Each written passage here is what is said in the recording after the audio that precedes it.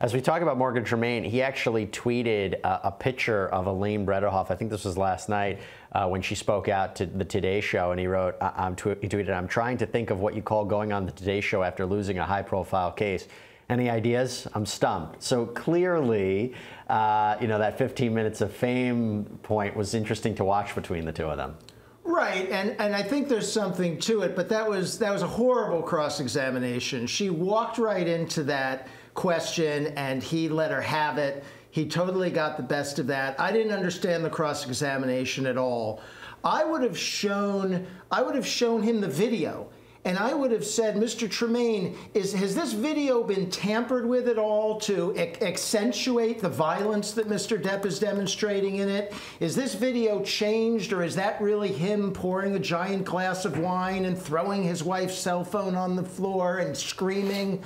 I would have done it that way. I wouldn't have asked him any of these other questions about his motives in testifying. That was the wrong way to go about it. Talking about lawyering, Joe, were you surprised by the statements of Elaine Bredehoff after this verdict that, basically disagreeing with the jury's decision, saying that there was evidence that was suppressed, talking about how the UK trial should have, or the verdict in that trial should have been brought to the attention of the jurors, talking about how the jurors were most likely swayed by media attention, even though, it seems by this point that's a speculative argument.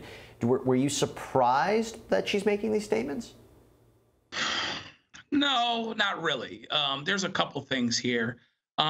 She lost, and she lost a really big case, and it's really hard. I'm actually sympathetic toward her because it's hard to win a case around a bad client or a client that just doesn't testify well.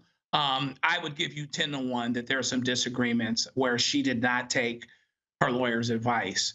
But that being said, I think that got her, the attorney, kind of knocked out on her feet, as it were, which is why she could go and cross this guy from TMZ and lose, when she's supposed to have control. So she had a lot of problems there. She said that she didn't minimize the jury, but then she kind of said, well, there's social media out there and all these other things. She didn't minimize the judge. Hey, I respect the judge, but I think the judge got a lot of things wrong. So she was very much in defense mode. I think she's still punch drunk from having a bad client, a client that didn't listen to her on some level. She's probably seething about that privately.